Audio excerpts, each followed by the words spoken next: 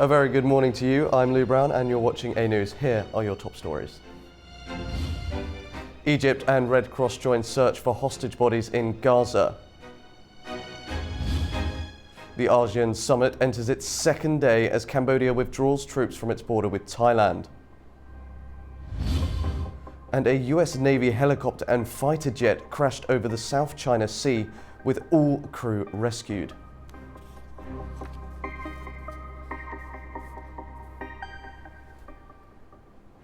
Good morning. We start today in the Middle East. Israeli hostages continue to be released from hospital, with the latest group returning home on Sunday after spending several days receiving treatment. The three were kidnapped from the Nova Desert Festival on October 7, 2023, and were sometimes held together during their 2 years in captivity in Gaza. They were welcomed by large crowds, cheering crowds, waving Israeli flags in their hometowns. The hospital says it will continue to accompany them and their families, giving them all the support they need. As part of the ceasefire agreement, Hamas said it will return all the hostages it abducted, but the remains of 13 are still in the enclave. In related news, Egypt and the Red Cross have officially joined the search for the bodies of deceased hostages in Gaza, following recent approval by Israeli authorities to allow both teams to operate beyond the so-called Yellow Line, the boundary marking Israeli military control in the Gaza Strip.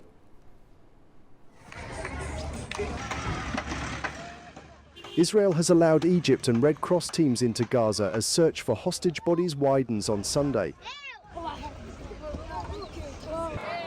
The teams were permitted to move beyond the so-called Yellow Line. That line marks the Israeli military's pullback zone in the Gaza Strip. In full cooperation with Israel, the Prime Minister approved the entry of an Egyptian team into the Gaza Strip to assist in searching for our remains of our deceased hostages. Now, this is a technical team only, and none of these personnel are in the military. Now, the Red Cross and the Egyptian team are allowed entry beyond the IDF's Yellow Line position into Gaza territory to conduct the search for our hostages.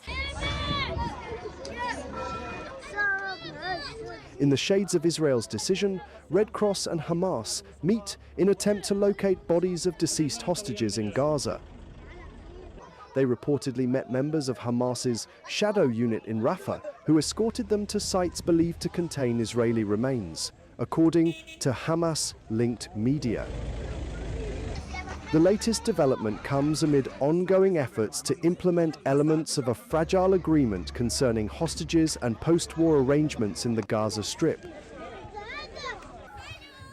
Up until now, Israel had not permitted the entry of such teams into Gaza.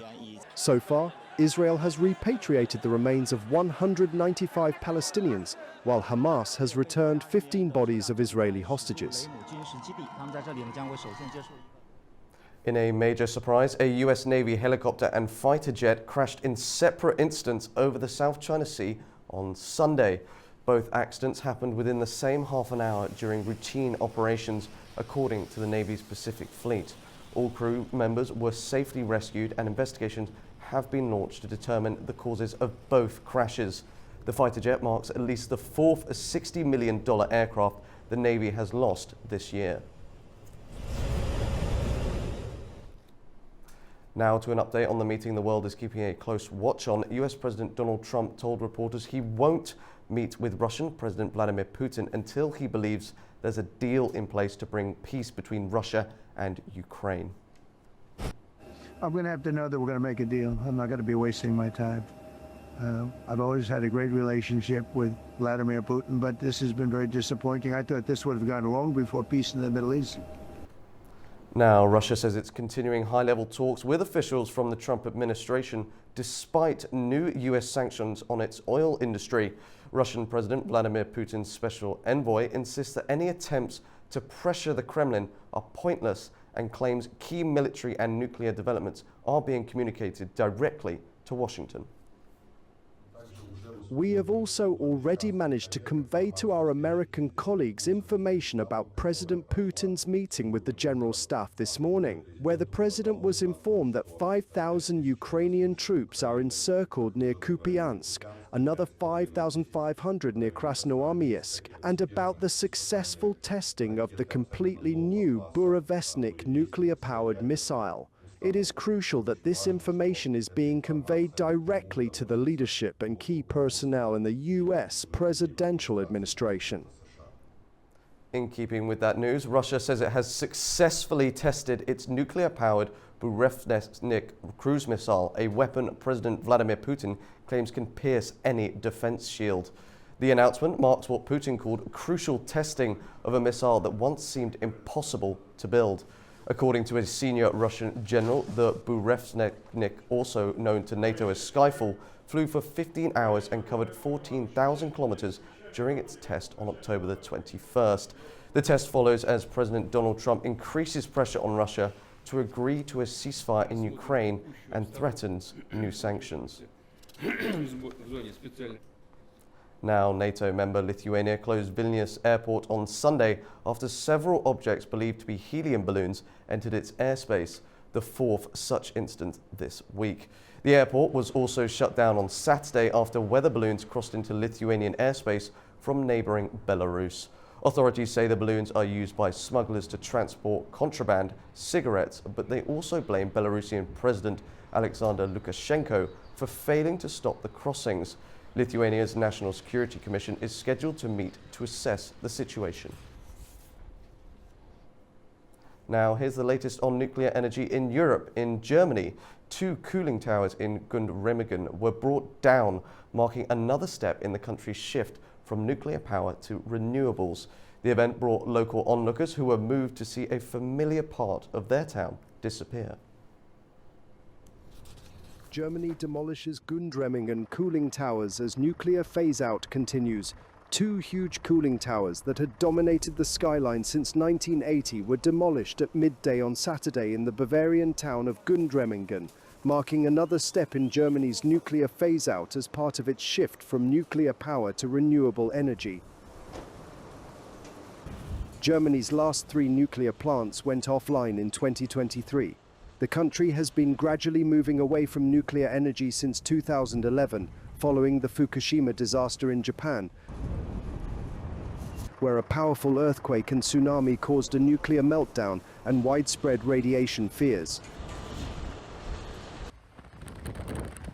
The demolition drew a large crowd, with tens of thousands of people gathering to witness the towers fall.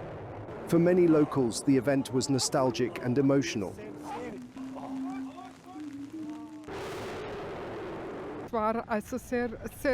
It's very emotional for me, I have to be honest. And I only saw the first tower. I didn't see the second one at all. I just saw the big cloud. But it's still very emotional for me. It's a great landmark, and now it's history.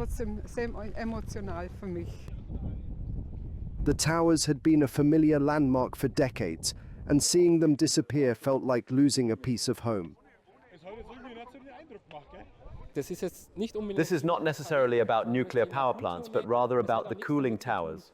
And it has nothing to do with being for or against nuclear power. It has nothing to do with that at all.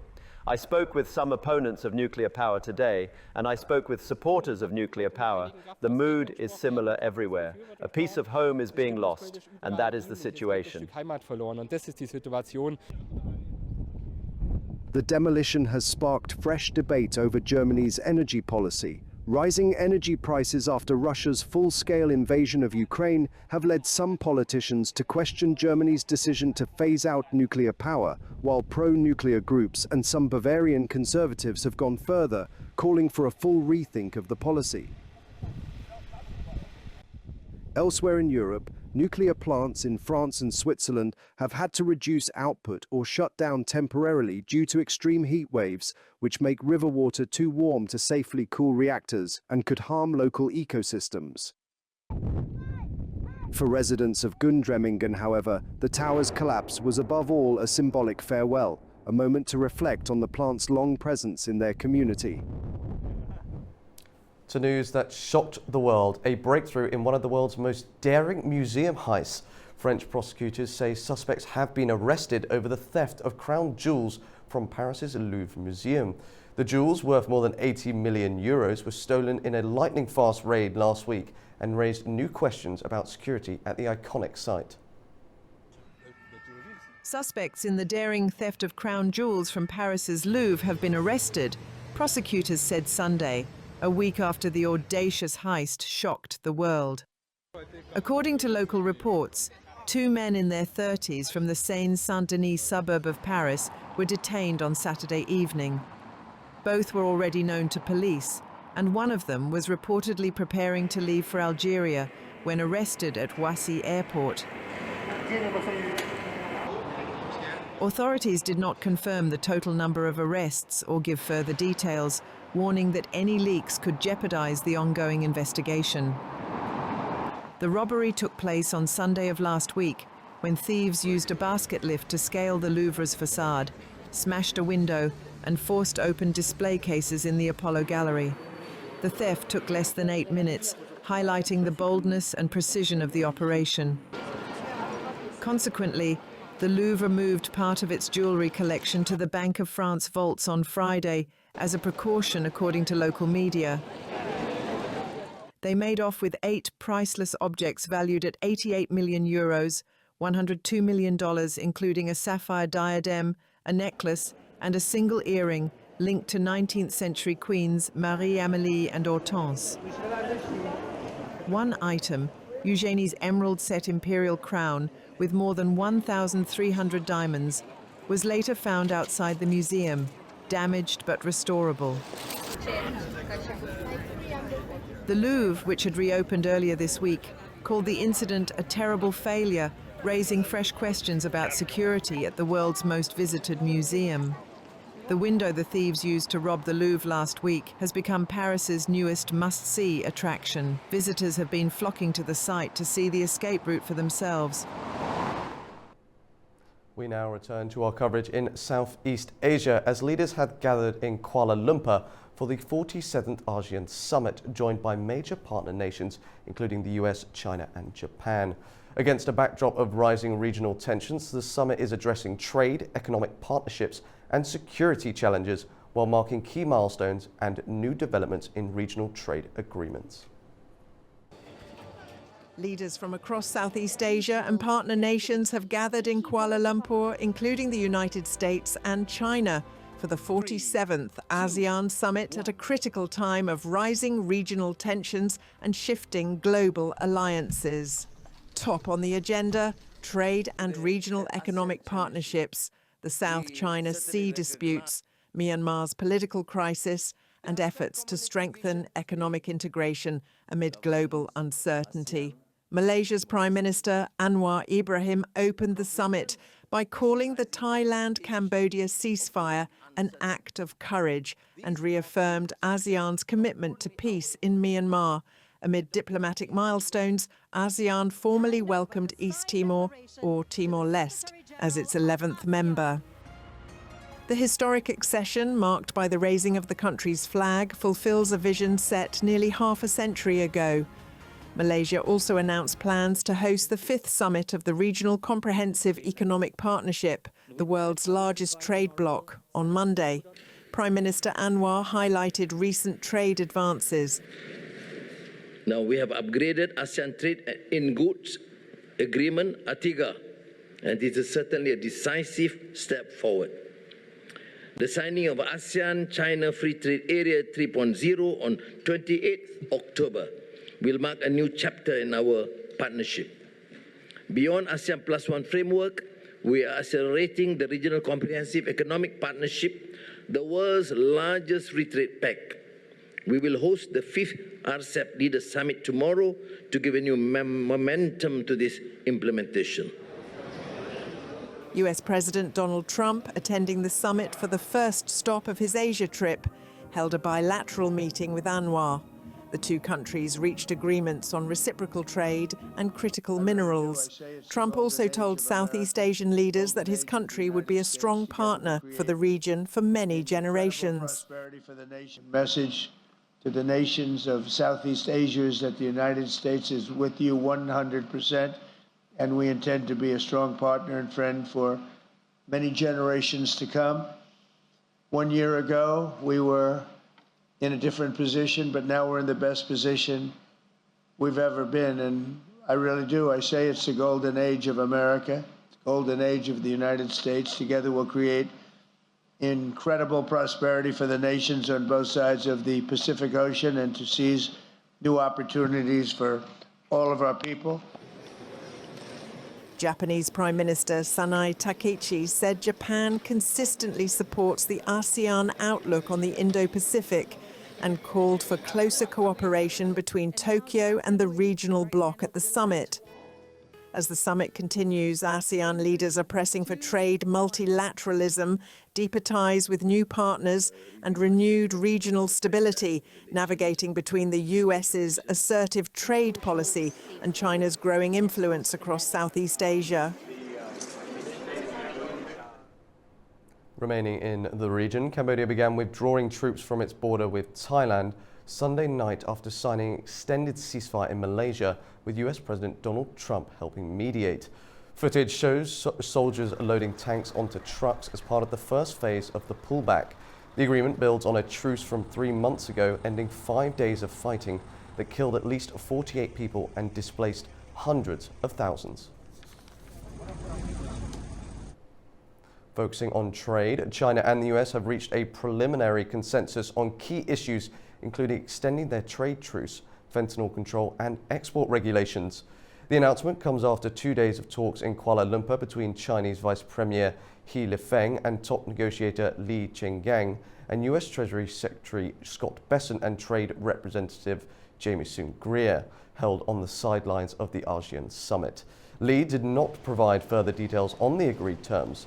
US President Donald Trump said he is confident of reaching a deal with Chinese President Xi Jinping, who he is expected to meet soon. Looking to South America, as Argentina's far-right President Javier Milei scored a major victory in Sunday's midterm elections. He called they win a turning point and vowed to continue pushing key economic reforms. His party, La Libertad Avanza, scored 41.5% of the vote in Buenos Aires province, narrowly beating the Peronist coalition, and increased its seats in the House of Deputies from 37 to 64. We will not only defend the reforms that have been made, but we will also promote the reforms that are still needed to achieve that future. We want to be a country that grows into the Argentina we should never have stopped being, to make Argentina great again. Moving to Africa, where at least 4 people have been killed in violent protests in Cameroon. The unrest comes as the country's election board prepares to announce the results of a presidential vote. At least 4 people have been killed after protesters and police clashed in Cameroon's economic capital, Douala. The unrest broke out a day before the country is set to announce results from a highly contested presidential election. Hundreds of supporters of opposition candidate Issa Chiroma defied a protest ban and took to the streets, accusing President Paul Biya of trying to rig the vote. Provisional results indicate Biya is poised to extend his 43-year rule, sparking anger and frustration among demonstrators. The Cameroonians have died. They have died. 43 years is a lot. We want change. We have to respect democracy. The power is in the people. It's the people who decide. We're not here to fight with them. 43 years in power. We're tired. What is this? We're citizens. The opposition says authorities have detained about 30 politicians and activists linked to Chiroma, who claims to have won 54.8% of the votes against Biya's 31.3%. The government has dismissed allegations of irregularities and urged citizens to wait for the official results, which the Constitutional Council is expected to announce on Monday. Biya, who is 92 years old, is already the world's oldest currently serving president, having held power since 1982. Another 7-year term would see him in office until nearly 100 years old. Now, authorities and residents across Jamaica are racing to prepare as Hurricane Melissa strengthens, with forecasters warning of record-breaking winds, torrential rains and deadly flooding. Hurricane Melissa is barreling toward Jamaica and could become the strongest storm the island has ever faced, prompting urgent preparations as catastrophic flooding and landslides loom. In Kingston, residents and workers were seen filling sandbags, stocking supplies and reinforcing rooftops as strong winds swept coastal areas. As you can see, we're here at bag some sand. This is what we do, bag sand, prepare for the customer. Some people, when them come, them buy, block off them doorway, them gateway. Some buy for put on them house top, keep down the zinc from lifting. So it's all good here, you know. While locals work to secure their homes, tourists are also feeling the storm's impact, facing disrupted travel plans and multiple flight changes. So we were on vacation for like 4 days, and we decided to wait it out and not cut the vacation because we just hoped the weather would change. It didn't change, and they switched our flight 4 times, and so now we're just hoping that they don't switch the flight again. The US National Hurricane Center said Hurricane Melissa had strengthened into a major Category 4 storm, with the potential to reach Category 5 by Sunday night, and is likely to hit Jamaica's southern coast Tuesday morning. Prime Minister Andrew Holness urged residents to take the threat seriously. A hurricane warning is in effect for Jamaica, with watches issued for southern Haiti and parts of eastern Cuba. Meteorologists warn the slow-moving storm could dump up to 80 centimetres of rain, triggering life-threatening floods and landslides across the region.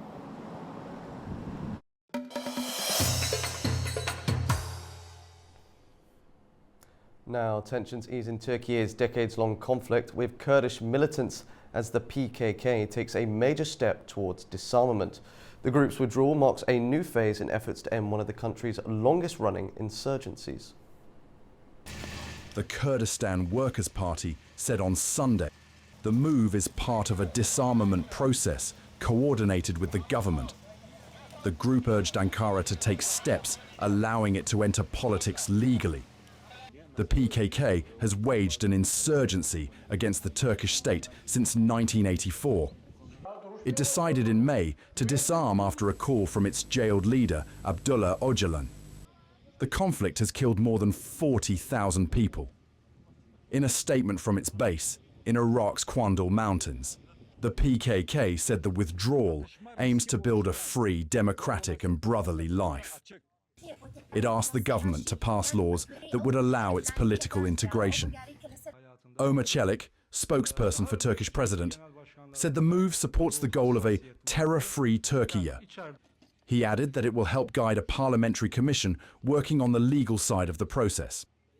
The PKK is mainly based in northern Iraq, where Turkey continues to strike its positions. The group now seeks more rights and limited autonomy for Kurds instead of full independence. Now, at least 2 workers were killed and 5 others seriously injured in a fire at Iraq's Zubair oil field on Sunday, according to officials. The blaze erupted during welding operations near a pipeline section that carries crude oil to nearby storage tanks. Firefighters worked to extinguish the fire, which originated from a gas leak in an old pumping system at the Zubair storage depot, the oil ministry has said. Oil field officials said production has not been affected, but stressed the fire must be contained quickly to avoid potential shutdowns of some loading operations. Looking to diplomacy, as Azerbaijan's servicemen are taking part in the Nusret 2025 invitation exercise, an international naval drill hosted by Turkey in the Gulf of Saros, the Ministry of Defense said. The exercise involves naval and air units from NATO and Turkey, as well as forces from the Coast Guard Command and observers from multiple countries. Its goal is to improve the planning, execution and evaluation of mine warfare operations while strengthening cooperation among participating forces. Alongside Azerbaijan, a total of 44 countries are taking part. Turning to Central Asia, Kazakhstan is leading Central Asia in attracting foreign investment. The latest UN data shows that the country remains ahead of its regional peers, drawing billions of dollars in new projects despite global economic uncertainty. Fariza Kalimozina reports from Almaty. Kazakhstan is reinforcing its position as one of the most attractive investment destinations in Central Asia, despite the ongoing turbulence in the global economy. According to the United Nations Conference on Trade and Development, the country became a regional leader in major greenfield projects in 2024. Out of 5 global initiatives worth more than $1 billion each launched in landlocked nations, 4 were implemented in Kazakhstan.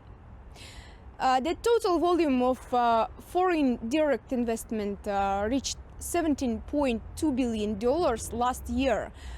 Economists say these figures reflect the resilience of the national economy and the growing confidence of international partners in Kazakhstan's long-term potential. Over the past year, 45 new investment projects have been launched across the country, creating more than 6,000 jobs. The largest share of foreign capital went into mining, manufacturing and trade, but there is also growing interest in renewable energy, food production, business services and research and development. Russia remains the top investor with $4.1 billion, followed by South Korea and China. These countries are developing large-scale industrial and infrastructure projects, from gas processing plants and logistics hubs to production of rare earth metals. Experts note that Kazakhstan's strategic location at the crossroads of Europe and Asia, as well as its improving business climate, continue to attract new investors. The government has also focused on diversifying the economy and creating a more transparent regulatory environment to support sustainable growth. Fariza Kalimurzina, Almaty, A News. To Turkey now, where in Mughla, the sea is a little livelier than usual. 10 adult turtles and 5 tiny hatchlings took their first swim back into the wild after months of care, bringing smiles to locals and visitors alike. Meet Umay, Irem, Dylan and Bumen.